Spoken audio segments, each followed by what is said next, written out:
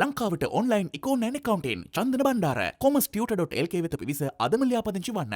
අයිබෝවන් අපි අද නිෂ්පාදන පිරිවැය කියන කොටස සාකච්ඡා කරන්නේ හැම කෙනෙක්ම නිෂ්පාදන පිරිවැය ප්‍රධාන නිබන්ධනය සූදානම් කරගන්න. නිෂ්පාදන පිරිවැය කියන ප්‍රධාන නිබන්ධනයට එන මේන් ටියුට් එකට නිෂ්පාදන පිරිවැය කියන එක නිෂ්පාදන පිරිවැය සහ වෙළඳපොළ ටියුට් එකට එන්න. අපිට මුලින්ම ඉගෙන ගන්න තියෙන්නේ ගිලුණු පිරිවැය ගැන. මුලින්ම ඉගෙන ගන්න තියෙන ගිලුණු පිරිවැය ගැන. හරි ගිලුණු පිරිවැය. ගිලුණු පිරිවැය. ගිලුණු පිරිවැය. හරි මොකද්ද මේ ගිලුණු පිරිවැය කියලා කියන්නේ? හරි මේ ගිලුණු පිරිවැය කියලා කියන්නේ මොකද්ද කියලා අපි උත්සාහ කරමු. හරි හරි ගිලුණු පිරිවැය තුල අර්ථ නිරූපණය වෙන්නේ මොකක්ද? ගිලුණු පිරිවැය තුල කියන්නේ දැනටමත් දරා ඇති නැවත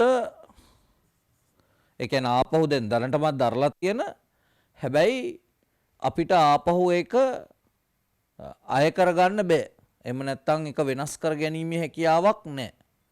ඒ පිරිවැයට අපි කියන්නේ ගිලුණු පිරිවැය. හරි දැනටමත් දරා ඇති නැවත ආපසු ලබාගත නොහැකි වියදම්. එතකොට මෙන්න මේකට තමයි අපි කියන්නේ ගිලුණු පිරිවැය. දැන් අපි දන්නවා ගිලුණු පිරිවැය සඳහා නිදසුනක් තමයි ආයතනයක කෙටි කාලයේදී ස්ථාවර වත්කම් මිලදී ගැනීමේ වියදම්. මේවා ගිලුණු පිරිවැයට නිදසුන් ලෙස අර්ථ නිරූපණය කරන්න පුළුවන්. එතකොට මේ ගිලුණු පිරිවැය තුල ආවස්තික පිරිවැයක් නැහැ. ඒ කියන්නේ ආවස්තික පිරිවැය ශුන්‍යයි. මේ ගිලුණු පිරිවැය තුල ආවස්තික පිරිවැයක් නැහැ. ඒ කියන්නේ දැන් අපි මේ ගිලුණු පිරිවැය කතා කරනකොට මේ ගිලුණු පිරිවැයට දරලා තියෙන වියදම අපිට ආයේ වෙනත් දෙයකට භාවිතා කරන්න බෑ. මම මේකට නිදසුනක් පැහැදිලි කරන්නම් ඔයාලට. අපි හිතමුකෝ විදුලි බල ජනන යන්ත්‍රයක් ගත්තා කියලා. විදුලි බල ජනන යන්ත්‍රයක්. විදුලි බල ජනන යන්ත්‍රයක් මිලදී ගත්තා කියලා හිතන්න. මේ නිදසුනක්. දැන් විදුලි බල ජනන යන්ත්‍රයක් ගත්තම අපිට ඒ විදුලි බල ජනන යන්ත්‍රය ඒක විදුලිය නිෂ්පාදනය කරත් නැතත් ඒ සඳහා වියදම දැනට දරලා තියෙන නිසා ආපහු වෙනස් කිරීමේ හැකියාවක් නැහැ. ඒ වියදම දැනට දරලා තියෙනවා. ඒ නිසා කිසිම ආකාරයක නැවත වෙනස් කිරීමේ හැකියාවක් නැහැ. එතකොට ඒ විදුලි බල ජනන යන්ත්‍රය අපිට ඒ විදුලි නිෂ්පාදනය සඳහා හැර වෙනත් විකල්පයකට භාවිතා කරන්න බෑ. එහෙනම් පැහැදිලිව තේරෙනවා ඒ විදුලි බල ජනන යන්ත්‍රය අපිට භාවිතා කළ හැක්කේ විදුලි බලය නිෂ්පාදනය සඳහා පමණයි. වෙනත් එකකට භාවිතා කරන්න බෑ. එතකොට එතනදී ඒ වියදමේ ආවස්තික පිරිවැයක් නැත්නම් වෙනත් අවස්ථාවකට භාවිතා කිරීමේ තත්වයක් අපිට දකින්න හම්බ වෙන්නේ නැහැ.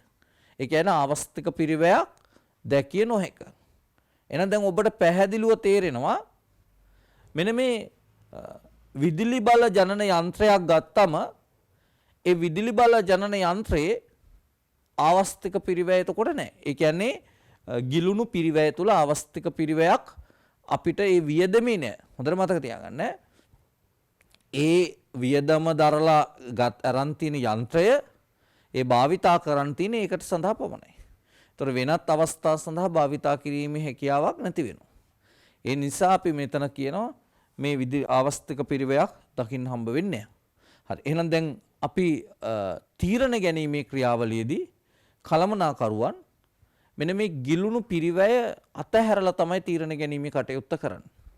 මොකද ගිලුණු පිරිවැය කියන එක දැනට දරලා අවසන් නිසා ඒක පැත්තකට අයින් කරලා තමයි යාලා තීරණ ගැනීමේ ක්‍රියාවලිය කරන්න. හොඳයි. අපි නිෂ්පාදන පිරිවැය සහ වෙළඳපොළ තත්ත්ව කියන කතාවට අපි සූදානම් වෙලා ඉන්නේ. අපි යමු එකේ ගිලුණු පිරිවැය කියන නෝට් එකට. දැන් මම ඒක තමයි මුලින්ම පැහැදිලි කරේ. හරි ගිලුණු පිරිවැය කියන නෝට් එකට යන්න හයිලයිට් කරගෙනින් කරන්න. හරි ගිලුණු පිරිවැය ආවස්තික පිරිවැයට ඇතුළත් නොකළ යුතු දෑ. එතකොට මේවා ආවස්තික පිරිවැයට ඇතුළත් කරන්නේ නැහැ. එතකොට ආවස්තික පිරිවැයට ඇතුළත් නොකළ යුතු දෑ කවරක්ද යන තෝරා ගැනීම සඳහා වැදගත් සංකල්පයක් තමයි ගිලුණු පිරිවැය කියලා කියන්නේ. මේ බලන්න ගිලුණු පිරිවැය අර්ථ නිරූපණයේ අතීතයේදී වැය කරන ලද පිරිවැය වර්තමානයේදී ආපසු ලබාගත නොහැකි නම් අන්නේ පිරිවැය අපි දකිනවා ගිලුණු පිරිවැය කියලා. වොෂින් මැෂින් එක ගන්න පුළුවන්ද වොෂින් මැෂින් එක කියලා කියන්නේ ගෙදර රෙදි හොදන්න කියන එකක් නේ. ඒක ආයතනයක නිෂ්පාදන කටයුත්තක් නෙවෙයිනේ. අපි හිතමුකෝ ඒක ලොන්ඩරි එක කියලා. අන්න ලොන්ඩරි එක නම් වොෂින් මැෂින් එක ගන්න පුළුවන් ගිලුණු පිරිවැයට. හරි. ගිලුණු පිරිවැය පිළිබඳව නිදසුන් කීපයක් පහත දැක්කේ. දැන් අපි මේ නිදසුන ගැන අධ්‍යයනය කරමු. ගිලුණු පිරිවැය. එකක් තමයි ආයතනික ස්ථාවරවත්කම් නේ. ආයතනයක ස්ථාවරවත්කම් මිලදී ගැනීමට දරන වියදම් ගිලුණු පිරිවැය සඳහා ගන්න පුළුවන්. ඒකට එක්සැම්පල් එකක් දීලා තිනවා මෙන්න බලන්න. ජල විදුලි බලාගාරයක සවිකර ඇති විදුලි ජනන යන්ත්‍රයක්. ජල විදුලි බලාගාරයක සවිකර ඇති විදුලි ජනක යන්ත්‍රයක්. හරි? ජල විදුලි බලාගාරයක ඇති විදුලි ජනන යන්ත්‍රයක්. මේ යන්ත්‍රය මිලදී ගන්න අවස්ථාවේදී එනම් සදා වැය කර මුදල් ප්‍රමාණය ආවස්තික පිරිවැයක් තිබිනේ. ඒ කියන්නේ දැන් බාර කරපු සල්ලි වල දැන් මේ විදුලි ජනන යන්ත්‍රය ගන්න යම්කිසි මුදලක් ගෙවලා තියෙනවනේ. ඒ ගෙවපු මුදලේ ආවස්තික පිරිවැයක් තියෙන බා. හැබැයි දැන් ඒ මුදලෙන් යන්ත්‍රය ගත්තට පස්සේ අන්න ඒකේ ආවස්තික පිරිවැය ශුන්‍යයි. මම ඔන්න කිව්ව කතාව. ආවස්තික පිරිවැය ශුන්‍යයි. ඊට හේතුව ඇයි? ඒක වෙන කටයුත්තක භාවිතා කරන්න බෑ. එම යන්ත්‍රයේ විකල්ප භාවිතයන් නොමැති වීම තමයි ඒකට හේතුව. මොකද විකල්ප භාවිතයන් තියෙන්න ඕනේ ආවස්තික පිරිවැයක් ඇති වෙන්න. ඒ අවස්ථාව විකල්ප භාවිතයන් නොමැති වීම තමයි ඒකට හේතුව. තව උදාහරණයක් තියෙනවා වේදිකා ናට්‍යයන් නැරඹීම සඳහා රුපියල් 500ක ටිකට් පතක් අරන් කෙනෙක් නාට්‍ය බැලීමට යනවා. ඉන්පසුව එයාට නාට්‍ය බල ඉද්දි නාට්‍ය කැතයි කියලා නැත්නම් Tamanට ගැලපෙන්නේ නැහැ කියලා හිතනවා. Taman අකමැති කියලා හිතනවා. එතකොට ඒ නාට්‍ය බලන්නේ නැතුව Taman ආපසු ආවට අර 500 ටිකට් එක Tamanට ගිලුණු පිරිවැයකට තමයි අයිති වෙන්නේ. මොකද ඒක Tamanට විසිකන්න වෙනවා. හරි? එතකොට ආපසු මේද යටකල පිරිවැයක කියලා කියන මේ ගිනුම් කළ පිරිවැය කියන්නේ යටකල පිරිවැය. යටකල පිරිවැය. ඒක ආපහු අපිට හරවන්න හැකියාවක් නැහැ. හරි? ඊළඟට එම ටිකට් පතෙන් නාට්‍ය බැලීම මිස වෙනත් විකල්පයක් නොමැති වින් ආවස්තික පිරිවැය ශුන්‍ය නෙවෙයි. එතකොට ඒකේ ආවස්තික පිරිවැය ශුන්‍ය වීම සිදු වෙනවා. හරි? අපි නිර්වචනය නැවත බලමු. නිර්වචනය මේ තමයි නිර්වචනය. ඔයාලට දකින්න පුළුවන් වෙන්නේ අතීතයේ වැය කරන ලද පිරිවැයක් වර්තමානයේ ආපසු ලබාගත නොහැකි නම් ඒ යටකල පිරිවැය ලෙස හඳුන්වන්නේ. එහෙම නැත්නම් ගිලුණු පිරිවැය ලෙස සැලකේ. හරි? යටකල පිරිවැය එහෙම නැත්නම් ගිලුණු පිරිවැය ලෙස සැලකේ. යටකල පිරිවැය කියලා කියන්නේ එතකොට ගිලුණු පිරිවැය තමයි. යටකල පිරිවැය. ඒ කියන්නේ දැනට දරපු පිරිවැය. යටකල පිරිවැය එහෙම නැත්නම් ගිලුණු පිරිවැය. හරි. එහෙනම් මේ කොටස සම්පූර්ණයෙන් අවසන්. හරි. දැන් හැම කෙනෙක්ම ගන්න හෝම්වර්ක් බුක් එක ගන්න. 8 වෙනි ප්‍රශ්නෙට යන්න. මේකට උත්තර ලියන්න ඕන තනියම ලකුණු 4යි. දැන් මම උගන්වුවානේ. ලකුණු 4යි මේකට උත්තර ලියන්න ඕන. මොකද්ද මේකට උත්තර ලියනකොට එන්න ඕනේ ගිලුණු පිරිවැය යන්න. නිර්වචනයේ එන්න ඕනේ. නිදසුනක් එන්න ඕනේ. එතකොට නිර්වචනයේ සහ නිදසුන් ඔයාලා පැහැදිලි කරන්න ඕනේ. නිර්වචනයේ කිව්වම ඒකේ අදහසක් එන්න ඕන පුළුල් අදහසක්. හරි? ඒක නිදසුනත් එක්ක පැහැදිලි කරන්න. ඉස්සල්ලාම ඔයාලා ලකුණු මේ උත්තරේ ලකුණු 4ට ගැලපෙන්න ලියන්න. ඉන්පසුව මම පන්ති කාමරේ ඒ උත්තරේ ආපහු ඔයාලට ලියනවා. ලියපුම් බලන්න ඒකද හරි ඔයාලා ඒ හා සමාන එකක්ද ලියලා තියෙන්නේ කියලා. අය බලමු ගිලුණු පිරිවැය කියන්නේ මොකක්ද කියලා. මෙන්න මෙහෙමයි ලියවෙන්න ඕනේ. දැනටමත් දරා ඇති ආපසු අයකරගත නොහැකි වියදම් ගිලුණු පිරිවැය ලෙස සැලකේ. ගිලුණු පිරිවැය ලෙස සැලකේ. හරි ඊළඟට ලියන්න ඕනේ දෙවෙනි පොයින්ට් එක. ගිලුණු පිරිවැය ලෙස සැලකේ බලන්න ඔයාලගේ තියෙනවද කියලා. දෙවෙනි එක ලියන්න ඕනේ ගිලුණු පිරිවැය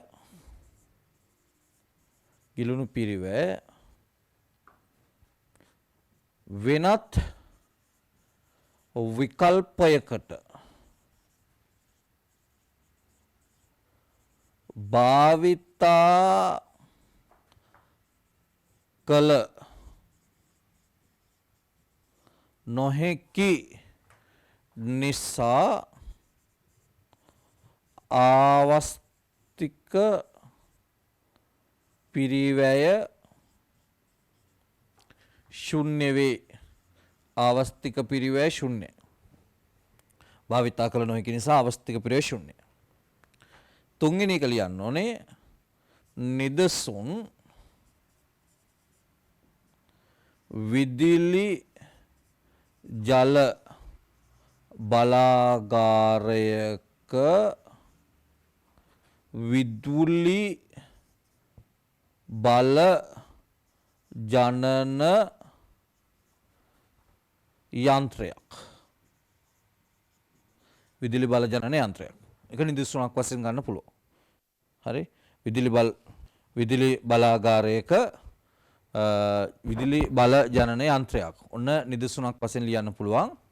ඒ නිදසුන පැහැදිලිත් කරන්න ඕනේ මෙම යන්ත්‍රය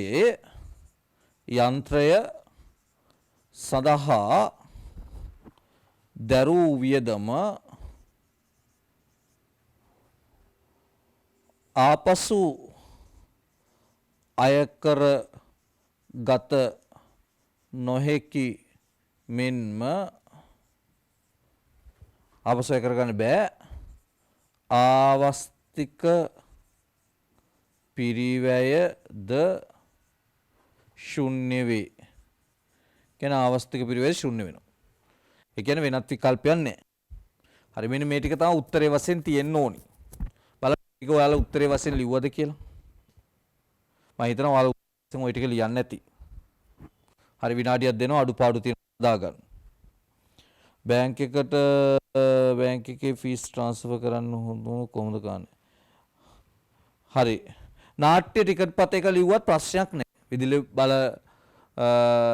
විදුලි ජල බලාගාරයක විදුලි ජනන යන්ත්‍රයක් කියන එක ලිව්වත් කෙනෙක් අර නාට්‍යයක් බැලීම සඳහා ටිකට් පත මිලදී ගැනීම කතාව ලිව්වත් දෙකම එක ප්‍රශ්න නැහැ. ඊළඟට අපි කතා කරන්න හදන්නේ නිබන්ධනයේ තියෙන නිෂ්පාදන පිරිවැය කියන මාතෘකාව. නිෂ්පාදන පිරිවැය.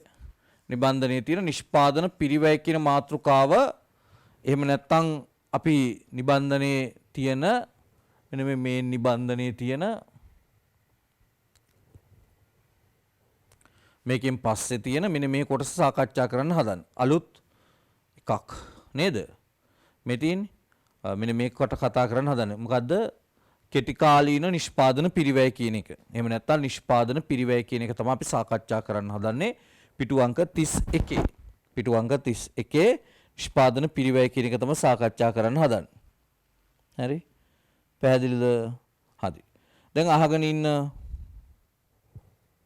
එතකොට අපි නිෂ්පාදන පිරිවැය කොටස් දෙකකට බෙදෙනවා. එකක් තමයි කෙටිකාලීන නිෂ්පාදන පිරිවැය. කෙටිකාලීන නිෂ්පාදන පිරිවැය. ඔන්න මතක තියාගන්න නිෂ්පාදන පිරිවැය අපි කොටස් දෙකකට බෙදනවා. එකක් කෙටිකාලීන නිෂ්පාදන පිරිවැය. අනිත් එක දිගුකාලීන නිෂ්පාදන පිරිවැය. ඔන්නෝම කොටස් දෙකකට අපි බෙදනවා. බෙදලා අපි මුලින්ම අධ්‍යයනය කරනවා කෙටි කාලීන නිෂ්පාදන පිරිවැය කියන එක. ඊළඟට අපි අධ්‍යයනය කරනවා දිගු කාලීන නිෂ්පාදන පිරිවැය කියන එක. හරි. එතකොට දැන් අපි කෙටි කාලීන නිෂ්පාදන පිරිවැය මුලින්ම අධ්‍යයනය කරලා අවසන් කරලා තමයි දිගු කාලීන නිෂ්පාදන පිරිවැය කියන එක අධ්‍යයනය කරන්න හදන්නේ. රයිට්. දැන් හැම කෙනෙක්ම ඔය ටියුට් මෙන්න මේ මාතෘකාවට උඩින් මේ මාතෘකාව තියෙන්නේ මේ මාතෘකාවට උඩින් චුට්ටක් ඔය කෑල්ල ලියා ගන්න. මේ කෙටි කාලීන නිෂ්පාදන පිරිවැය කියන මාතෘකාවට උඩින් ඔය මම පෙන්නපු එක පොඩ්ඩක් ඇඳ ගන්න. හරි. දැන් අපි ඊළඟට මේකේ කතා කරන්නේ කෙටි කාලීන නිෂ්පාදන පිරිවැය ගැන. හොඳට අහගෙන ඉන්න ඈ. කෙටි කාලීන නිෂ්පාදන පිරිවැය ගැන. දැන් මේ කෙටි කාලීන නිෂ්පාදන පිරිවැය ගැන කතා කරනකොට අපිට කෙටි කාලේ මේ නිෂ්පාදන පිරිවැය ස්වරූප දෙකක් දකින්න පුළුවන්. එකක් තමයි ස්ථාවර පිරිවැය. එහෙනම් කෙටි කාලේ නිෂ්පාදන පිරිවැය තුල තියෙන එක පිරිවැයක් මොකද්ද? ස්ථාවර පිරිවැය. අනිත් එක තමයි විචල්්‍ය පිරිවැය. හරි විචල්්‍ය පිරිවැය. එන ඔන්න මතක තියාගන්න කෙටි කාලීන නිෂ්පාදන පිරිවැය තුල අපිට ප්‍රධාන පිරිවැය කොටස් දෙකක් දකින්න පුළුවන්. එකක් ස්ථාවර පිරිවැය අනිත් එක විචල්්‍ය පිරිවැය. ඊළඟ එක තමයි මේ තුනම එකතු වෙලා හැදෙන එහෙම නැත්නම් මේ දෙකම එකතු වෙලා හැදෙන මුළු පිරිවැය. ඒ කියන්නේ ස්ථාවර පිරිවැය සහ විචල්්‍ය පිරිවැය කියන දෙකම එකතු වෙලා හැදෙන මුළු පිරිවැය තමයි ඊළඟ එක. හරි. එහෙනම් දැන් ඔබ දන්නවා කෙටි කාලීන නිෂ්පාදන පිරිවැය කොටස් දෙකකින් සමන්විතයි ස්ථාවර පිරිවැය සහ විචල්්‍ය පිරිවැය. ඊළඟට මුළු පිරිවැය. හරි. දැන් අපි ඊළඟට මේ ස්ථාවර පිරිවැයේ අදහස අරන් ඊළඟට ඒකට නිදසුන් ඉගෙනගෙන ඊළඟට ඒක ප්‍රස්ථාරිකව සංඛ්‍යාත්මකව හඳුනා ගන්න තමයි ඊළඟට අපි උත්සාහ කරන්නේ. ස්ථාවර පිරිවැය කියන එක අදහස ගන්නවා, නිදසුන් ගන්නවා, ඒක ප්‍රස්ථාරිකව හා සංඛ්‍යාත්මකව දක්වන්න අපි ඉගෙන ගන්නවා. දැන් විචල්්‍ය පිරිවැය ගත්තත් එහෙමයි. අදහස තියෙනවා, නිදසුන් තියෙනවා. එතකොට අපි ඒක ප්‍රස්ථාරිකවයි සංඛ්‍යාත්මකවයි ඉගෙන ගන්නවා. දැන් තේරෙනවද? මේ කතාව තමයි අපි දැන් ඊළඟට ඉගෙන ගන්න හදන්නේ. ඊළඟට මුළු පිරිවැය ගත්තත් එහෙමයි. මුළු පිරිවැය ගත්තම අදහස තියෙනවා, නිදසුන් තියෙනවා, ප්‍රස්ථාරිකවයි සංඛ්‍යාත්මකවයි අපි ඉගෙන ගන්න ඕන. හරි. ඒකට තමයි අපි දැන් ඊළඟට සූදානම් වෙන්නේ. එහෙනම් මේ කෑලි තුන අපි ඉස්සල්ලාම වෙන වෙනම ඉගෙන ගන්න අවශ්‍යයි. මොකද්ද වෙන වෙනම ඉගෙන ගන්න ඕනේ? ස්ථාවර පිරිවැය, විචල්්‍ය පිරිවැය, මුළු පිරිවැය කියන එකේ අදහස, නිදසුන්, ප්‍රස්ථාරිකව ඒක සංඛ්‍යාත්මක ඉදිරිපත් කරන විදිය. ඊළඟ විචල්්‍ය පිරිවැයත් එහෙමයි. හරි. අදහස, නිදසුන්, ප්‍රස්ථාරිකව සංඛ්‍යාත්මක ඉදිරිපත් කිරීම මුළු පිරිවැයත් අදහස, නිදසුන්, ප්‍රස්ථාරිකව සංඛ්‍යාත්මක ඉදිරිපත් කිරීම. මෙන්න මේ ටික තමයි අපි ඊළඟට අධ්‍යයනය කරන්න හදන්නේ. හරි. ඊළඟට ඔබ තේරුම් ගන්න ඕනේ දැන් එහෙනම් ස්ථාවර පිරිවැය කියන තැනට එනවා. ස්ථාවර පිරිවැය කියන තැනට එනවා. දැන් මොකක්ද මේ ස්ථාවර පිරිවැය කියලා කියන්නේ? ස්ථාවර පිරිවැය කියලා කියන්නේ ආයතනයක ස්ථාවර යෙදවුම් මත දරන ලද පිරිවැයයි. ආයතනයක ස්ථාවර යෙදවුම් මත දරන ලද පිරිවැයට අපි කියන්නේ ස්ථාවර පිරිවැය කියලා. එතකොට මොනවාද ආයතනයක ස්ථාවර යෙදවුම්? දැන් අපි දකිනවා ගොඩනැගිල්ලක් මිලදී ගන්නවා නම් ඒ ගොඩනැගිලි කුලි එක ස්ථාවර වියදමක්.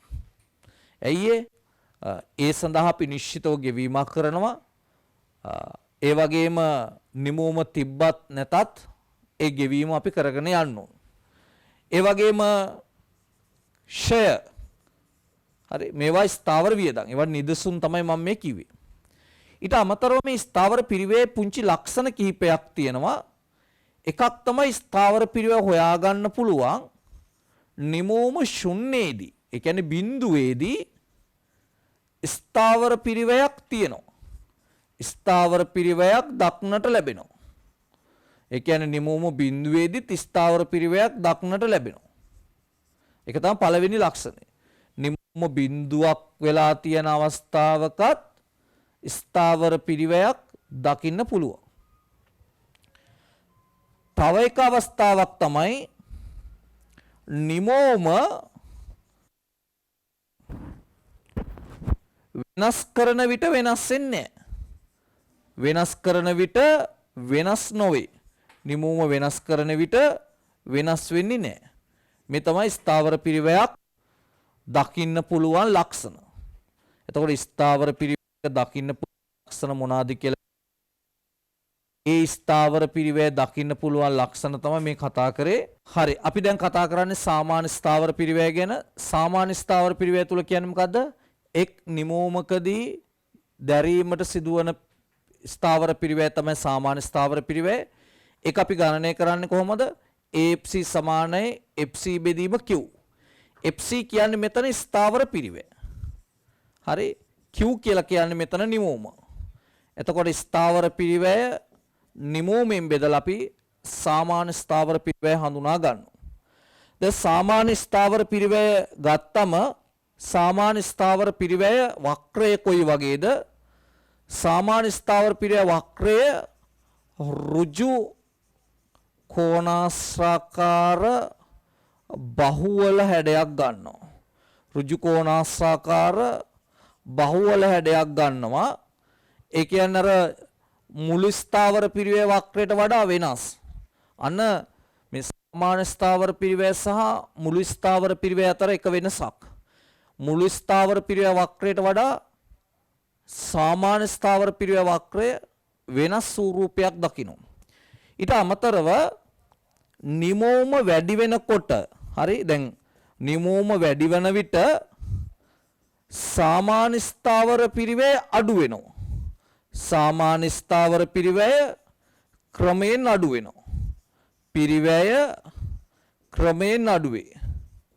සාමාන්‍ය ස්ථාවර පිරිවැය ක්‍රමයෙන් අඩු වෙනවා. ඒ කියන්නේ නිමෝම වැඩි වීගෙන යනකොට සාමාන්‍ය ස්ථාවර පිරිවැය ක්‍රමයෙන් අඩු වීමක් සිදු වෙනවා. නමුත් අපි බලමුකෝ ඔකේ මුළු ස්ථාවර පිරිවැය කතාව. මුළු ස්ථාවර පිරිවැයදී කියන්නේ නිමෝම වෙනස් කරන විට වෙනස් වෙන්නේ නැහැ. මේ විදිහට වෙනස් කරන යනවා නිමෝම 0 1 2 3 කියලා. ස්ථාවර පිරිවැය වෙනස් වෙන්නේ නැහැ. හැබැයි පුතේ සාමාන්‍ය ස්ථාවර පිරිවැයට යනකොට ඊට වඩා වෙනස් කතාවක් තමයි තියෙන්නේ. ඒක මම ඕනනම් ඇඳලා පෙන්නන්නම්. මෙතන දැන් ඕම් බලන්නකො නිමෝම තියෙනවා කියලා.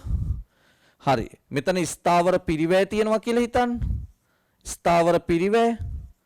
එතකොට ඔන්න දැන් තමයි සාමාන්‍ය ස්ථාවර පිරිවැය එන්නේ. එතකොට දැන් සාමාන්‍ය ස්ථාවර පිරිවැය හැසිරීම තරමක් වෙනස්. දැන් නිමෝම බිඳුවේදීත් ස්ථාවර පිරිවැයක් තියෙනවා කියවනේ. නිමෝම 1 දීත් 40යිනේ. නිමෝම 2 දීත් 40යිනේ. නිමෝම 3 දීත් 40යි. මේ තමයි මුළු ස්ථාවර පිරිවැය. හැබැයි සාමාන්‍ය ස්ථාවර පිරිවැය කියන්නේ නිමෝම වැඩිවන විට සාමාන්‍ය ස්ථාවර පිරිවැය ක්‍රමෙන් අඩුවීමක් සිදු වෙන්න ඕනේ. නිමෝම වැඩිවන විට සාමාන්‍ය ස්ථාවර පිරිවැය ක්‍රමෙන් අඩුවීමක් සිදු වෙන්න ඕනේ. නිමෝම වැඩිවන විට සාමාන්‍ය ස්ථාවර පිරිවැය ක්‍රමෙන් අඩුවීමක් සිදු වෙන්න ඕනේ. දැන් අපි බලමු 40 බිඳුවෙන් බෙදනවා. එතකොට අපි දන්නවා නිමෝමක් නැති නිසා අපරිමිතයි. ඕනනම් ඉරි කැලක් ගහන්න පුළුවන්. හරි. ඊළඟට 41 න් බෙදපු ගමන් 40යි. මොකද සාමාන්‍ය ස්ථාවර පිරිවැය අපි හොයන්නේ AFC අපි හොයන්නේ FC Q වලින් බෙදලා. ඒ කියන්නේ FC කියන්නේ ස්ථාවර පිරිවැයනේ. Q කියන්නේ නිමෝමනේ. එතකොට දැන් 41 න් බෙදපුවම 40යි. 42 න් බෙදපු ගමන් 20යි. 43න් බෙදපු ගම 13.3. හරි දැන් එතකොට බලන්න නිමෝම වැඩි කරගෙන යනකොට බිඳුව 1 2 3 කියලා සාමාන්‍ය ස්ථාවර පිරිවැය 40 20 13.33 කියලා ලංකාවට ඔන්ලයින් ඉකෝනෑන් එකකවන්ටෙන් චන්දන බණ්ඩාර commercettutor.lk වෙත පිවිස අදම ලියාපදිංචි වන්න. අඩුවීමක් සිදු වෙනවා කොහොමද? බිඳුව 1 2 3 කියලා නිමෝම වැඩි වෙන විට සාමාන්‍ය ස්ථාවර පිරිවැය 40 20 13.3 කියලා මේ විදිහට අඩුවීමක් සිදු වෙනවා. හරි. පැහැදිලිද? හොඳයි. දැන් ඊළඟට අපි මේ සාමාන්‍ය ස්ථාවර පිරිවැය වක්‍රය කොයි වගේද? සාමාන්‍ය ස්ථාවර පිරිවැය වක්‍රය කොයි වගේද කියලා බලමු. මෙතන තමයි මිල පිරිවැය කියලා තියෙන්නේ. මිල පිරිවැය නිමෝම කියලා මෙතන තියෙනවා. හරි. සාමාන්‍ය ස්ථාවර පිරිවැය වක්‍රය මෙන්න මේ විදිහට AFC කියන වක්‍රය දකින්න හම්බ වෙනවා. මේ තමයි සාමාන්‍ය ස්ථාවර පිරිවැය වක්‍රය. ඒ සාමාන්‍ය ස්ථාවර පිරිවැය වක්‍රය මුළු ස්ථාවර පිරිවැය වක්‍රයට වඩා වෙනස්. මොකද මුළු ස්ථාවර පිරිවැය වක්‍රය තිරස් අක්ෂයට සමාන්තරව තිබ්බා. මේ අක්ෂයට සමාන්තරව. හැබැයි සාමාන්‍ය ස්ථාවර පිරිවැය හිම නෙවෙයි ඍජු කෝණාසාකාර බහුවල හැඩයකින් තියෙන්නේ. මම පොඩි වෙනස්කම් ටිකක් මේකේ නැවත පෙන්වන්නම්. දැන් ඔබට දකින්නේ පුළුවන් මෙතන මුළු ස්ථාවර පිරිවැය. මේ තමයි මුළු ස්ථාවර පිරිවැය. හරි මම මේ පැත්තේ ලියනවා සාමාන්‍ය ස්ථාවර පිරිවැය. සාමාන්‍ය ස්ථාවර පිරිවැය. මේකේ වෙනස්කමක් දකින්න පුළුවන්. මේ දෙකේ වෙනස්කමක් දකින්න පුළුවන්. මුළු ස්ථාවර පිරිවැය කියන්නේ ආයතනයේ මුළු නිමෝම සඳහා දරන පිරිවැය. මුළු නිමෝම සඳහා දරන ලද ස්ථාවර පිරිවැය. දරලද ස්ථාවර පිරිවැය. හරි සාමාන්‍ය ස්ථාවර පිරිවැය කියන්නේ ඒකට වඩා වෙන කතාවක්. එක් නිමෝමකට අදාළ ස්ථාවර පිරිවැය. ඔන්න බලන්න මේ දෙකේ වෙනස. දැන් මෙතන නිමෝන් 10කට අදාළ ස්ථාවර පිරිවැය මුළු ස්ථාවර පිරිවැය වෙන්න පුළුවන්. එක නිමෝමකට අදාළ ස්ථාවර පිරිවැය සාමාන්‍ය ස්ථාවර පිරිවැය වෙන්න පුළුවන්. ඊළඟට මුළු ස්ථාවර පිරිවැය වක්‍රය ගත්තම මෙන්න මේ වගේ ස්වරූපයකින් තමයි යන්නේ. මේ වගේ ස්වරූපයකින් තමයි මුළු ස්ථාවර පිරිවැය කියන වක්‍රය යන්නේ. හරි නිමෝම. මේ FC වක්‍රය යන විදිය. හරි අපි හිතමු මේක 50ක් කියලා. මුළු ස්ථාවර පිරිවැය වක්‍රය යන්නේ ඔන්න ඔය විදියට. සාමාන්‍ය ස්ථාවර පිරිවැය වක්‍රය ගත්තම ඊට වඩා වෙනස් ස්වරූපයකින් තමයි යන්නේ. මොකද ඒක නිමෝම වැඩි වෙනකොට ක්‍රමයෙන් අඩු වීගෙන යන්නේ. මෙන්න මේ වගේ ඍජු කෝණාසාකාර බහුවල හැඩයක් ගන්න. හරි. එතකොට මේක තමයි මේ වක්‍ර දෙකේ වෙනස. මුළු ස්ථාවර පිරිවැය වක්‍රය තිරස් අක්ෂයට සමාන්තරව ගියාට සාමාන්‍ය ස්ථාවර පිරිවැය වක්‍රය ඍජු කෝණාසාකාර බහුවල හැඩයක් සහිත මේ විදිහට පහළට බැවුම් වන වක්‍රයක් තියෙනවා. තව දෙයක් දැන් මේ මුළු ස්ථාවර පිරිවැය නිමෝම වෙනස් කිරීමත් සමග වෙනස් වෙන්නේ නැහැ. හොඳට අහගෙන ඉන්න. වෙනස් වීමක් සමග වෙනස් වීමක් වෙන්නේ නැහැ. නිමෝම වෙනස් වීමත් සමග වෙනස් නොවේ. ඒක තමයි මුළු ස්ථාවර පිරිවැය හැසිරෙන ආකාරය. නිමෝම වෙනස් කිරීමත් සමග වෙනස් නොවේ. හැබැයි සාමාන්‍ය ස්ථාවර පිරිවැය ගත්තම නිමෝම වැඩි වන විට තේනද සාමාන්‍ය ස්ථාවර පිරිවැය කියන්නේ AFC නේ ක්‍රමයෙන් අඩු වෙනවා. හැබැයි ශුන්‍ය වෙන්නේ නැහැ. එහෙත් ශුන්‍ය නොවේ. බිඳුව නම් වෙන්නේ ශුන්‍ය නොවේ. හරි එහෙත් ශුන්‍ය වෙන්නේ නැහැ. ඔන්න ඕක තමයි කතාව. ඒ කියන්නේ එහෙම ක්‍රමයෙන් නිමෝම වැඩි කිරීමත් සමග අඩු වෙලා යනවා. හැබැයි බිඳුව බවට පත් වෙන්නේ නැහැ. මෙතනදී නිමෝම වෙනස් කිරීමත් සමග වෙනස් වෙන්නේ නැහැ. එන්න මේ වගේ වෙනස්කම් ටිකක් ඔබ හඳුනා ගන්න ඕනේ. දැන් අපි ආපහු එක තියා බැලුවොත් මේ තමයි කෙටි නිෂ්පාදන පිරිවැය කොටස් දෙකයි. කෙටි කාලීන නිෂ්පාදන පිරිවැය සහ දිගු කාලීන නිෂ්පාදන පිරිවැය. කෙටි කාලීන නිෂ්පාදන පිරිවැය ගත්තම ඒකට අපි අයිති වෙනවා ස්ථාවර පිරිවැය කියන එක විචල්්‍ය පිරිවැය මුළු පිරිවැය. මේ ස්ථාවර පිරිවැය කියන එකේ තේන්නද? අපිට කතා කරන්න තියෙනවා මුළු ස්ථාවර පිරිවැය. ඒ වගේම ස්ථාවර පිරිවැය කියන එක අපිට කතා කරන්න පුළුවන් සාමාන්‍ය ස්ථාවර පිරිවැය. සාමාන්‍ය ස්ථාවර පිරිවැය. ඔය වගේ මුළු ස්ථාවර පිරිවැය සහ සාමාන්‍ය ස්ථාවර පිරිවැය කියලා ස්ථාවර පිරිවැය කොටස් දෙකක් කතා කරන්න තියෙනවා. එතකොට මේ මුළු ස්ථාවර පිරිවැය කියන එකේ අදහස නිදසුන් ප්‍රස්ථාරිකව හා සංඛ්‍යාත්මකව හඳුනා ගැනීම කතා කරන්න තිබ්බේ. සාමාන්‍ය ස්ථාවර පිරිවැයෙත් අපිට කතා කරන්න තියෙන්නේ අදහස මේකෙත් කතා කරන්න තියෙන අදහස නිදසුන් ප්‍රස්ථාරිකව දැක්වීම. ඔන්න ඔය ටික තමයි සාකච්ඡා කරන්න තියෙන්නේ. එතකොට දැන් ওই දෙකම අපි වැඩ ටික අවසන් කරා. හරි? ස්ථාවර පිරිවැය කියන කොටසේ. හරි. මම හිතනවා ඔයාලට එක හොඳට පැහැදිලි වෙන්නේ නැති. හරි? දැන් අපි ටියුට් එකට යන් ඒකේ ලියා ගන්න කෙටි කාලීන නිෂ්පාදන පිරිවැය කියන එක ආයතනයක ලියා ගන්න ආයතනයක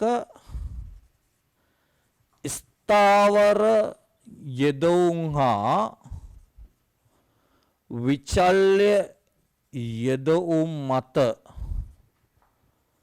දරන වියදම් දරන නිෂ්පාදන වියදම කෙටිකාලීන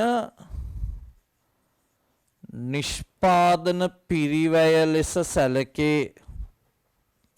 නිෂ්පාදන පිරිවැය ලෙස සැලකේ.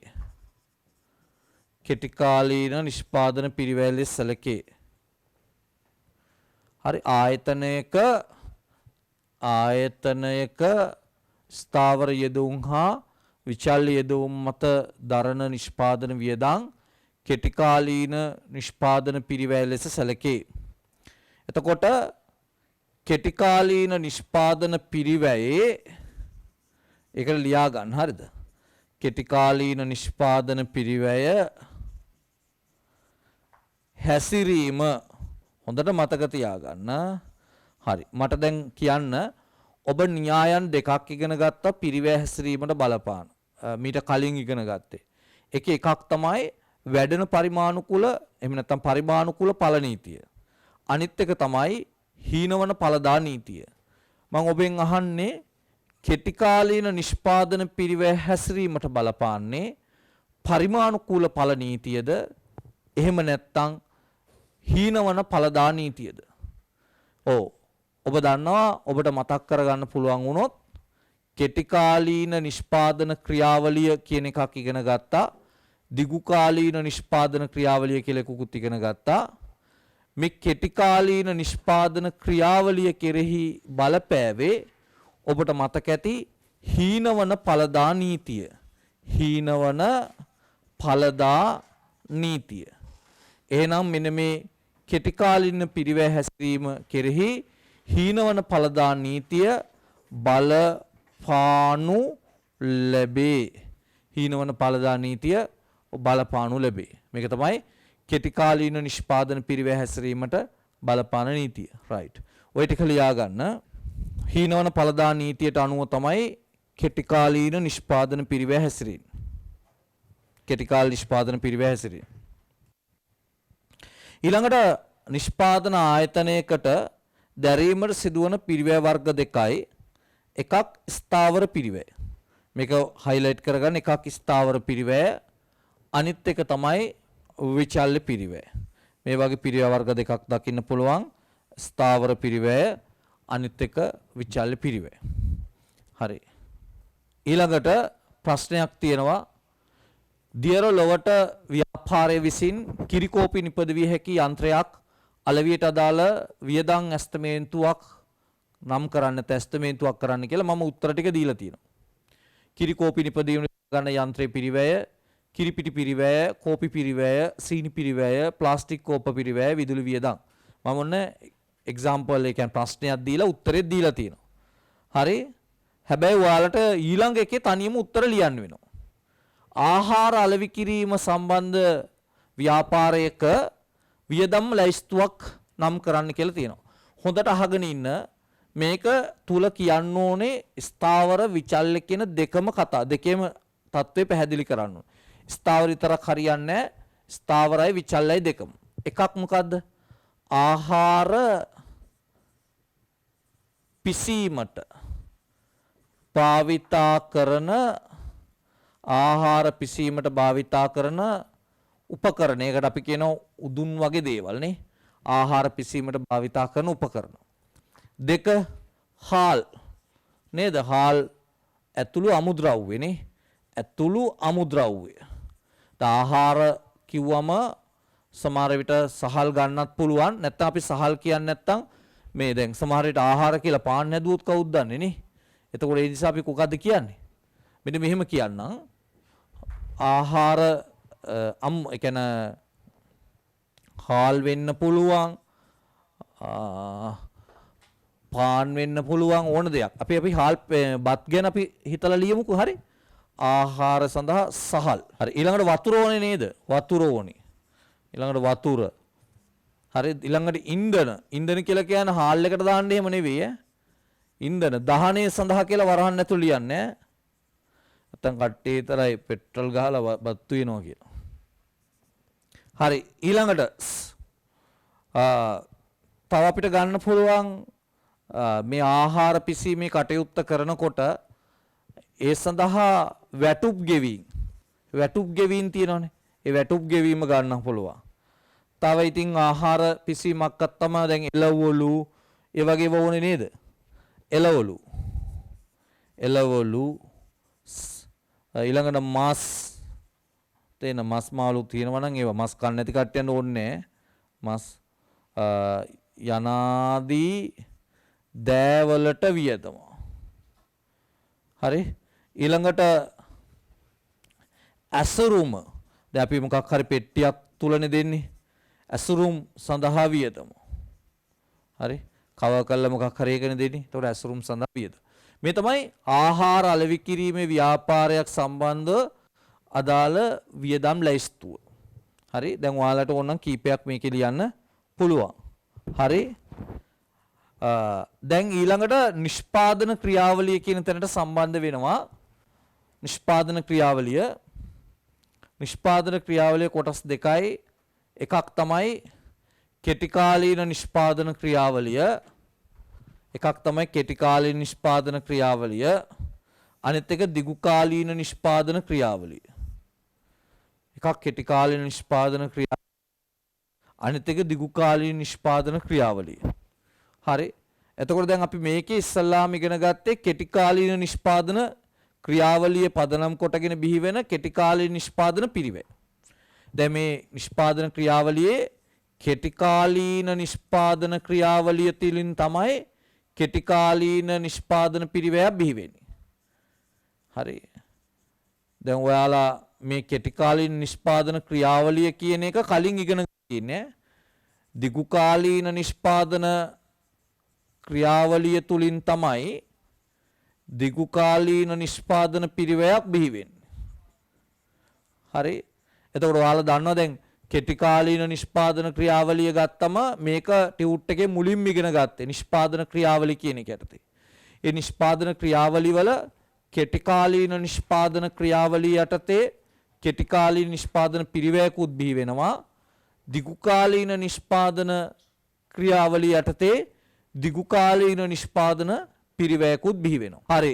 ඊළඟට කෙටි කාලීන නිෂ්පාදන ක්‍රියාවලිය තුල විචල්්‍ය සාධක ස්ථාවර සාධක වශයෙන් කෙටි කාල නිෂ්පාදන ක්‍රියාවලිය තුල ස්ථාවර සාධක විචල්්‍ය සාධක වශයෙන් සාධක වර්ග දෙකක් අපිට හඳුනා ගන්න පුළුවන්.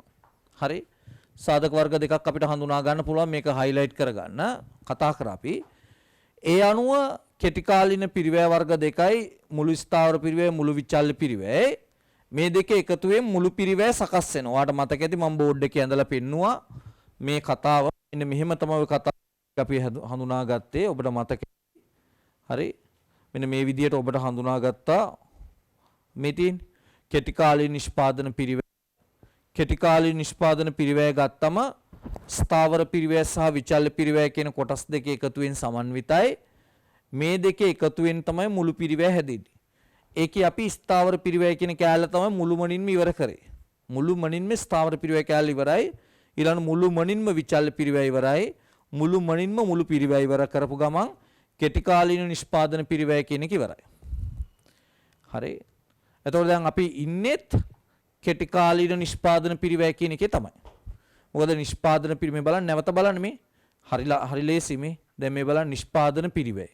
ඒකේ ඉන්නේ අපි කෙටි කාලීන නිෂ්පාදන පිරිවැය කියන එක. දැන් කෙටි කාල නිෂ්පාදන පිරිවැය ගැන කතා කරමින් තමයි මේ යන්නේ. එතකොට කෙටි කාල නිෂ්පාදන පිරිවැය ගැන කතා කරනකොට නිෂ්පාදන ක්‍රියාවලිය අපිට හම්බ වෙනවා. මේක කලිනුත් අපිට හම්බ වෙලා තියෙනවා. ඒකෙදි අපි තේරුම් ගන්නවා කෙටි කාලීන නිෂ්පාදන පිරිවැයක් හම්බ වෙන්නේ කෙටි කාලීන නිෂ්පාදන ක්‍රියාවලියක් තුලින්. හරි. එතකොට ඒ කෙටි කාලීන නිෂ්පාදන පිරිවැය තුල මුළු ස්ථාවර පිරිවැය සහ මුළු විචල්්‍ය පිරිවැය වශයෙන් කොටස් දෙකක් තියෙනවා. මේ දෙකේ එකතුවෙන් තමයි මුළු පිරිවැය හැදෙන්නේ. හරි. එතකොට ඊළඟට බලන්න මෙම පිරිවැය තත්ත්වයන්ට අදාළ සංකල්ප. දැන් මෙම පිරිවැය තත්ත්වයන්ට අදාළ සංකල්ප යටතේ සාමාන්‍ය ස්ථාවර පිරිවැය, සාමාන්‍ය විචල්්‍ය පිරිවැය, සාමාන්‍ය මුළු පිරිවැය, ආන්තික පිරිවැය මේම තියෙනවා. මේ ගැන ඔයාට වැඩි තේරුම් ගන්න ඕනේ නැහැ. මොකද මේ හැම පිරිවැය සංකල්පයක්ම වෙන වෙනම කතා කරන නිසා. දැන් මේකේ අපි තවම ඉගෙන ගත්තේ සාමාන්‍ය ස්ථාවර පිරිවැය විතරයි. අපිට තව ඉස්සරහට ඉගෙන ගන්න තියෙනවා සාමාන්‍ය විචල්්‍ය පිරිවැය, සාමාන්‍ය මුළු පිරිවැය, ආන්තික පිරිවැය වගේ. ඒ වගේම ස්ථාවර පිරිවැය කියන වචනේ ගත්තම මොකද්ද මේ ස්ථාවර පිරිවැය කියන්නේ? ස්ථාවර පිරිවැය කියන්නේ ස්ථාවර යෙදවුම් මත දරන ලද මුළු වියදම. මේ ස්ථාවර පිරිවැය මුළු ස්ථාවර පිරිවැය හා සාමාන්‍ය ස්ථාවර පිරිවැය වශයෙන් අපිට කොටස් දෙකකට වර්ග කරගන්න පුළුවන්. හරි. එතකොට අපි සාකච්ඡා කරන මෙතන මේ ස්ථාවර පිරිවැය කියලා කියන්නේ මුළු ස්ථාවර පිරිවැය ගැන තමයි. හරි. මෙතන ස්ථාවර පිරිවැය කියලා තියෙනවනේ. එතකොට අපි දාගන්නේ මේකේ මුළු ස්ථාවර පිරිවැය කියලා. මේ ඉස්සරහින්.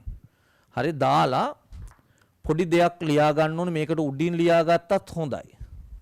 ඔව් මේකට උඩින් ලියා ගන්න ඕන හොඳයි. හරි මේ මුළු ස්ථාවර පිරිවැය කියලා මාතෘකාව හදා ගන්න. හරිද?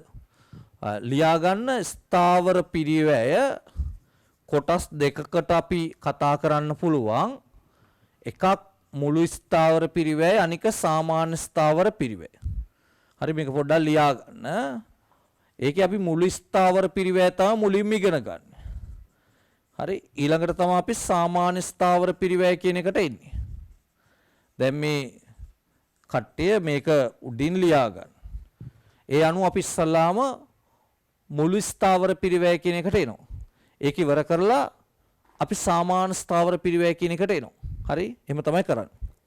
හරි අපි සූදානම් වෙමු. මුළු ස්ථාවර පිරිවැය හරි ලියා ගන්න ආයතනයේ ස්ථාවර යෙදවුම් සඳහා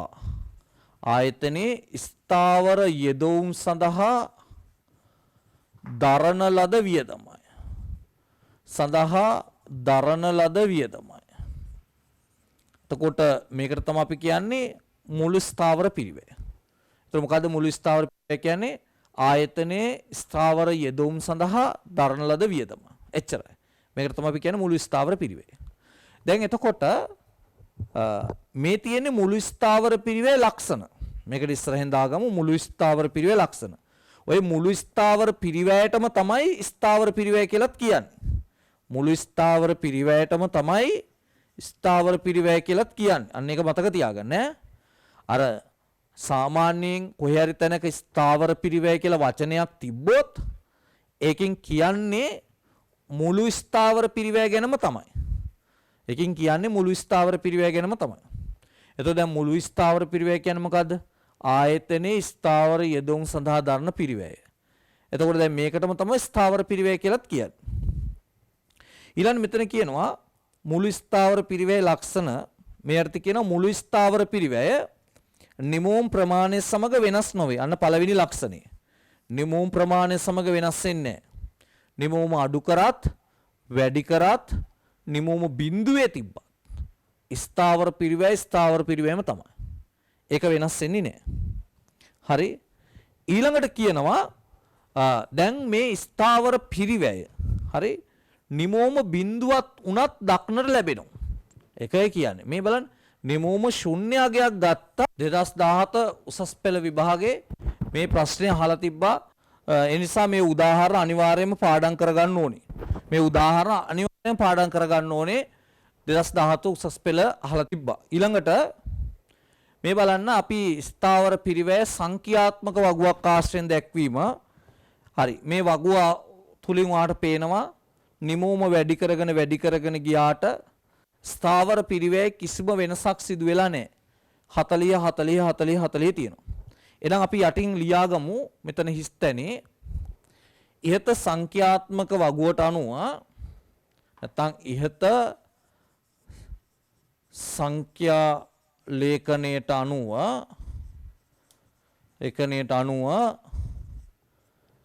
නිමෝම බිඳුවේ සිට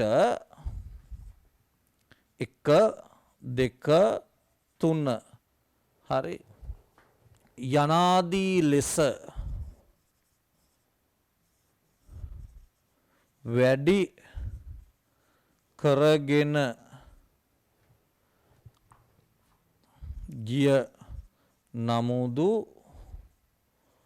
ස්ථාවර පිරිවැය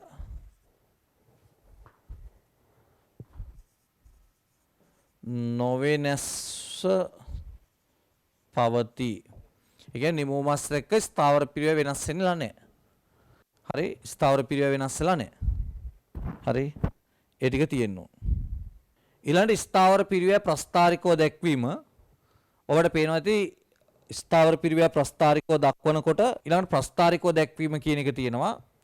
ඔයාලට පේනවා ඇති ප්‍රස්ථාරයක් ස්ථාවර පිරිවැය නිමෝම සමග සම්බන්ධතාවයක් නොදක්වන බැවින්. ඒ කියන්නේ සම්බන්ධතාවයක් දක්වන්නේ. එය සෑම නිමෝම මට්ටමකදීම ස්ථාවර පිරිවැයයක් ගන්න. ඒ කියන්නේ නිශ්චිතාගයක් ගන්නවා. ඊළඟට කියනවා දැන් ඕනම තැනක ගත්තොත් මේ හැම තැනකම නිශ්චිත ස්ථාවර පිරිවැයක් තමයි තියෙන්නේ. මේ හැම තැනකම. බලන්න ඊළඟට කියනවා මේ ඉහත ප්‍රස්ථාර සටහන් අනුව නිමෝම ශුන්‍ය මට්ටමේදී ස්ථාවර පිරිවැය රුපියල් 50ක් වන අතර නිමෝම 100ත් 200ත් 300ත් 400ක් වශයෙන් වැඩි වී ගියද මුළු ස්ථාවර පිරිවැය වෙනස් වෙන්නේ නැහැ. හරි. දැන් ඊළඟට අපි එනවා සාමාන්‍ය ස්ථාවර පිරිවැය. හරි. සාමාන්‍ය ස්ථාවර පිරිවැයට එනවා. සාමාන්‍ය ස්ථාවර පිරිවැයට අපි දාගනු AFC කියලානේ. සාමාන්‍ය ස්ථාවර පිරිවැය කියන්නේ AFC. AFC කියන්නේ මේකට නිමෝන් ඒකකයකට අදාළව දරන ලද ස්ථාවර පිරිවැයට තමයි අපි කියන්නේ සාමාන්‍ය ස්ථාවර පිරිවැය. එතකොට මේ සාමාන්‍ය ස්ථාවර පිරිවැය අපි ගණනය කරන සූත්‍රය තමයි මේ දීලා තියෙන්නේ. මේක කපලා අයින් කරන්න ඕනේ. දැන් මෙතනදී මේ සූත්‍රයේ පොඩි වැරද්දක් තියෙනවා. මේ මුළු ස්ථාවර පිරිවැය බෙදීම නිමෝම් ප්‍රමාණය. නිමෝම් ප්‍රමාණය කියලා එන්න ඕනේ. ඒක පල්ලෙහාට එන්න ඕනේ. ඒක එන්න ඕනේ AFC සමානයි TFC බෙදීම Q. ඊළඟ කියන්නේ නිමෝම් ඒකක ප්‍රමාණය වැඩි වන විට සාමාන්‍ය ස්ථාවර පිරිවැය ක්‍රමයෙන් හීන වේ. ඒ කියන්නේ නිමෝම වැඩි කරගෙන යද්දී සාමාන්‍ය ස්ථාවර පිරිවැය ක්‍රමයෙන් අඩු වෙනවලු. ඒ වගේම මේ වක්‍රය තේන්නද මේ සාමාන්‍ය ස්ථාවර පිරිවැය වක්‍රය ඍජු කෝණාසාකාර බහුවල හැඩයක් ගන්නවලු. ඍජු කෝණාසාකාර බහුවල හැඩයක් ගන්නවලු. හරි. එතකොට ওই ටික highlight කරගන්න ඕනේ. highlight කරගන්න වෙලාවක් නැත්තම් පැන්සලෙන් ඉරි ඇඳගෙන පන්ති වරුණාම highlight කරගන්න. හරි. ඊළඟට එසේ වන්නේ ඇයි එහෙම වෙන්නේ කියලා අහලා තියෙනවා. ඒක වෙන්නේ එකම හේතුව. දැන් සාමාන්‍ය ස්ථාවර පිරිවැය වක්‍ර මේ වගේ ඍජු කෝණාසාකාර බහුවල හැඩයක් ගන්න හේතුව. ඒකට හේතුව තමයි නිමෝමේ කියන්නේ සාමාන්‍ය ස්ථාවර පිරිවැය නිමෝමෙන් ගුණ කරලා ලැබෙන මුළු ස්ථාවර පිරිවැය සෑම අවස්ථාවකදීම එක සමාන වෙනවා. ඒ කියන්නේ එකක ස්ථාවර පිරිවැයනේ සාමාන්‍ය ස්ථාවර පිරිවැය කියන්නේ. හදන ලද ඒකක සංඛ්‍යාව වැඩි කරපු ගමන් මුළු ස්ථාවර පිරිවැය එනවා. හරි. ඒ කියන්නේ දැන් සාමාන්‍ය ස්ථාවර පිරිවැය නිමූමෙන් වැඩි කරපු ගමන් මුළු ස්ථාවර පිරිවැය එනවනේ. මොකද දැන් මුළු ස්ථාවර පිරිවැය නිමූමෙන් බෙදලා සාමාන්‍ය ස්ථාවර පිරිවැය එනවා නම් සාමාන්‍ය ස්ථාවර පිරිවැය නිමූමෙන් වැඩි කරපු ගමන් මුළු ස්ථාවර පිරිවැය එනවා. නිකන් බලමු. මේ බලන්නකො නිමූම සහ ස්ථාවර පිරිවැය තියෙනවා කියලා හිතන්න. බිඳුවේදී 40යි. හරි එකේදී අපි හිතමුකෝ 40යි දෙකේදීත් 40යි කියලා. කොහොමද සාමාන්‍ය ස්ථාවර පිරිවැය එන්නේ? 40යි 20යි. කොහොමද ආවේ? 40 එකෙන් බෙදපු ගමන් 40යි. 40 දෙකෙන් බෙදපු ගමන් 20යි. හරි අපිට දැන් මේ තියෙන සාමාන්‍ය ස්ථාවර පිරිවැයනේ. එතකොට මේ බලන්න සාමාන්‍ය ස්ථාවර පිරිවැය. ඊළඟ නිමෝම කියන්නේ මොකද්ද? Q නේ. වැඩි කරනවා Q වලින්. එතකොට එනවලු මුළු ස්ථාවර පිරිවැය. ඇත්තද බලන්න 20 දෙකෙන් වැඩි කරපු ගමන් 40 එන්නේ නැද්ද? 40 එකෙන් වැඩි කරපු ගමන් 40 එන්නේ නැද්ද? එනවා. සාමාන්‍ය ස්ථාවර පිරිවැය නිමෝමෙන් වැඩි කරපු ගමන් මුළු ස්ථාවර පිරිවැය එනවා. සාමාන්‍ය ස්ථාවර පිරිවැය නිමෝමෙන් වැඩි කරපු ගමන් මුළු ස්ථාවර පිරිවැය එනවා. හරි ඒන ස්ථාවර පිරිවැය සෑම ස්ථානයකදීම සමාන වෙනවා. ඒ කියන්නේ ඕනෑම තැනක සමාන වෙනවා. මුළු ස්ථාවර පිරිවැය වෙනසක් ඇති වෙන්නේ නැහැ. අන්නේ නිසා තමයි මෙන්න මේ කියන ඍජු කෝණාසාකාර බහුවල හැඩයක් සාමාන්‍ය ස්ථාවර පිරිවැය තුල දකින්න පුළුවන්.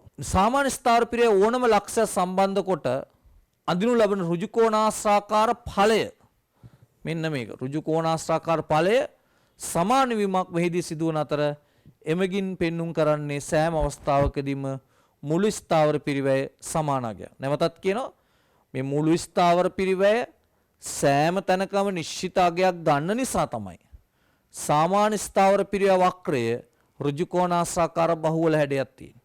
ඒ කියන්නේ ඍජු කෝණාසාකාර ඵලය සෑම තැනකදීම සමානයි. ඊළඟට කියනවා සාමාන්‍ය ස්ථාවර පිරිවැය. සාමාන්‍ය ස්ථාවර පිරිවැය සංඛ්‍යාත්මකව දැක්වීම. සංඛ්‍යාත්මක වගුවක් ඔස්සේ දක්වන්න තියෙන්නේ. ඔයාලට පේනවා ඇති මේ බලන්න දැන් මේක ගත්තොත් නිමෝම 100යි 100 50න් බෙදපු ගමන් 0.5 ඇවිල්ලා තියෙන. ඒ කියන්නේ 50 බෙදීම 100. මේ 0.25 ඇවිල්ලා තියෙන්නේ කොහොමද? 50 බෙදීම 200. හරි 1.7 ඇවිල්ලා තියෙන්නේ කොහොමද? 50 බෙදීම 300. හරි 1.0.125 50 බෙදීම 400. මේ උත්තර ආවිල්ලා තියෙන විදිය.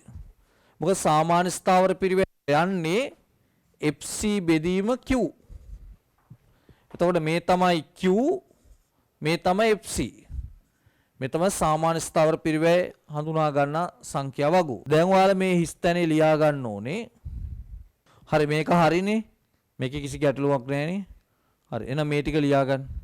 මේ සාමාන්‍ය ස්ථාවර පිරිවැය සංඛ්‍යාත්මක වගුවක් ආශ්‍රයෙන් දැක්වීම. පිටු අංක 36. මේ සතියේ බ්‍රහස්පතින්දා ඔයාලට අතිරේක පන්තියක් තියෙනවා ඉකෝඩ් සහ accounts වලට. සඳුදා පන්තියට අමතරව සඳ පන්තියේ බදු සහනාධාර උපරිම මිලන කරන්නේ. නිෂ්පාදන පිරිවැය මේ මාසයේ ටියුට් ටික බ්‍රහස්පතින්දා වැඩ පටන් ගන්නවා. බ්‍රහස්පතින්දා මම මේ ටියුට් වල තියෙන පාස් පේපර්ස් ටිකයි ඒකේ තියෙන MCQ පොත් ටිකයි ඔක්කොම ටික කරනවා. ඒ පිට MCQ තියෙනවා පාස් පේපර්ස් කරන්න තියෙනවා. ඒ ටික ඔක්කොම බ්‍රහස්පතින්දා දවසේ කරනවා. පාඩම් කරලා එන්න බ්‍රහස්පතින්දාට. ඒ වගේම බ්‍රහස්පතින්දාට කලින් මේකේ වීඩියෝ එකත් මම ඔයාලට ලබා දෙන්නම්.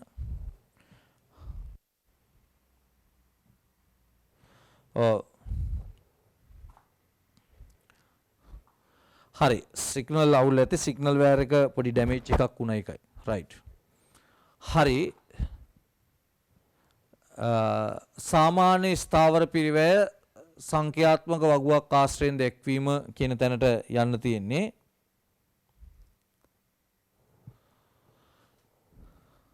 හරි. ලියා ගන්න මෙන්න මෙහෙමයි ලියන්න ඕනේ.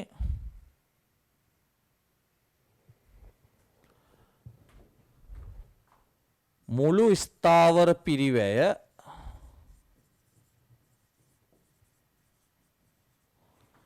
නිමෝමෙන් බෙදීමෙන්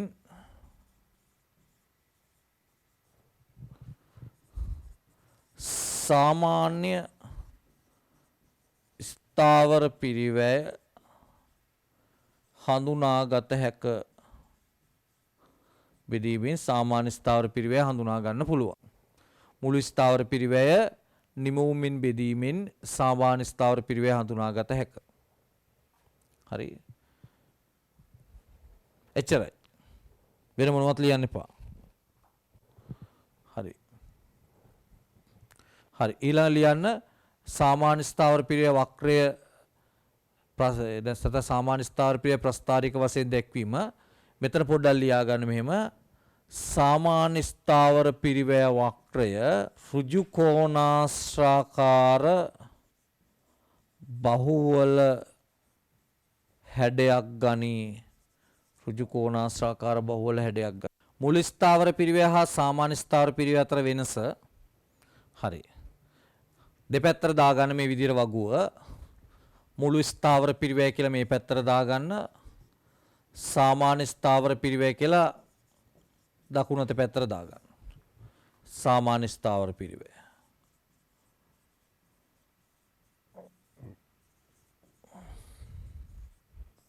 හරි.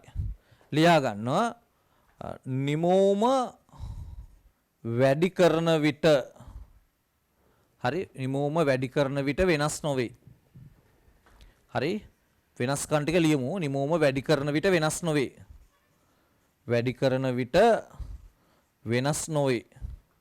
නිමෝම වැඩි කරන විට වෙනස් වෙන්නේ නැහැ. හැබැයි සාමාන්‍ය ස්ථාවර පිරිවැයේදී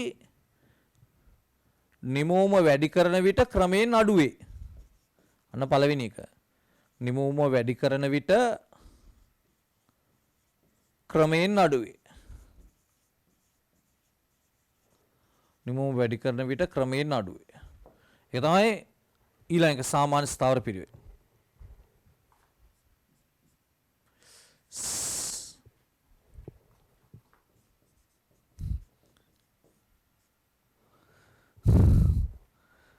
දෙවෙනි එක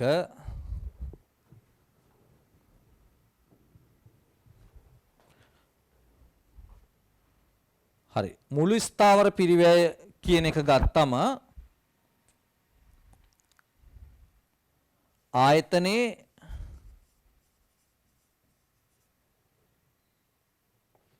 මුළු නිමවුම සඳහා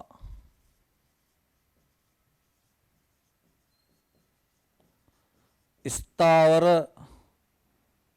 පිරිවැය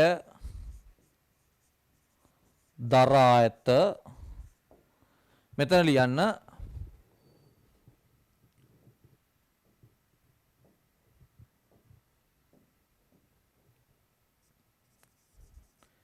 එක් නිමවුමක් සඳහා ආයත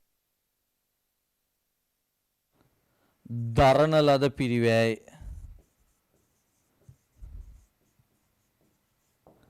එක් නිමවුමක් සඳහා ආයතනයේ දරන ලද පිරිවැය එක් නිමවුමක් සඳහා ආයතන පිරිවැය.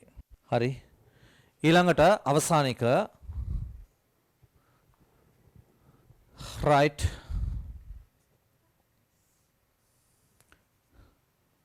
මේ විදිහට ලියා ගන්න මුළු ස්ථාවර පිරිවැය වක්‍රය ඇඳ ගන්න PQ කියලා දාලා මෙතන සාමාන්‍ය ස්ථාවර පිරිවැය වක්‍රය ඇඳ ගන්න PQ කියලා දාලා මේ විදිහට මේ AFC වක්‍රය AFC වක්‍රය මේ FC වක්‍රය. හරි මේ තමයි තුන්වෙනි වෙනස්කම. හරි. සාමාන්‍ය ස්ථාවර පිරිවැය හා මුළු ස්ථාවර පිරිවැයේ තියෙන තුන්වෙනි වෙනස්කම. එහෙනම් හරි පන්තියේ වැඩ ටික අදට අවසන්. සියලු දෙනාටම අයිබෝ. ලංකාවට ඔන්ලයින් ඉකෝනෑන් එකකවන්ටෙන් චන්දන බණ්ඩාර කොමස් ටියුටර්.lk වෙත පිවිස අදම ලියාපදිංචි වන්න.